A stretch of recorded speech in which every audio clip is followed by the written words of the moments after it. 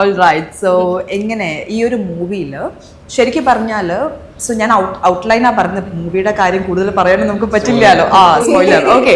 So ആ ഒരു സെൻസിൽ ഇപ്പം നിങ്ങൾ ആക്ച്വലി ഒരു ഫോറസ്റ്റ് ഒരു ഏരിയ, ഒരു കാടിൻ്റെ ആ ഒരു സൈറ്റിലാണ് ഈ ഒരു വീട് വരുന്നത് അല്ലേ. അവിടെ വന്നിട്ടുണ്ടാകുന്ന ഒരുപാട് സീക്വൻസസ് ആണ് ഈ മൂവിയിൽ ത്രൂ ഔട്ട് വന്നിരിക്കുന്നത്. സോ എനിക്ക് പ്രേതങ്ങളെ ബേസിക്കലി പേടിയാണ് എല്ലാവർക്കും. ഗോസ്റ്റ് എന്ന് പറയുമ്പോൾ നമുക്ക് എല്ലാവർക്കും ചെറുപ്പം മുതലേ അമ്മമ്മമാരോ പറഞ്ഞു തന്ന കുറേ കഥകളെ കേട്ട് അതാണ് നമ്മുടെ മൈൻഡിലിരിക്കുന്ന കുറേ കാര്യങ്ങൾ. സോ നിങ്ങളാണെങ്കിലും ഇപ്പോൾ ഈ ഒരു സ്റ്റാർട്ടിങ്ങിൽ ഇങ്ങനൊരു movie John is something different. അപ്പോൾ ഇങ്ങനൊരു മൂവിയിൽ വരുമ്പോഴേക്കും പേടി ഉണ്ടായിരുന്നോ?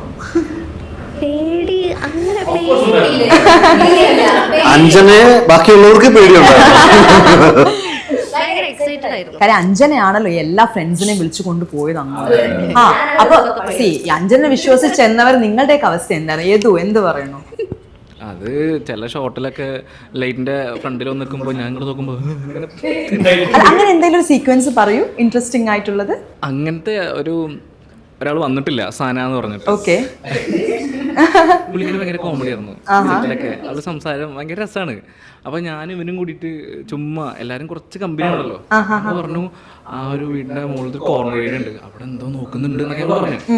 അപ്പൊ ഈ കാര്യങ്ങള് സാറിനോട് പറഞ്ഞപ്പോ സാധനം ആകെ മേടിച്ചു. സാധനം പിന്നെ ഇടയ്ക്കിടയ്ക്ക് അങ്ങോട്ട് നോക്കും, നോക്കും.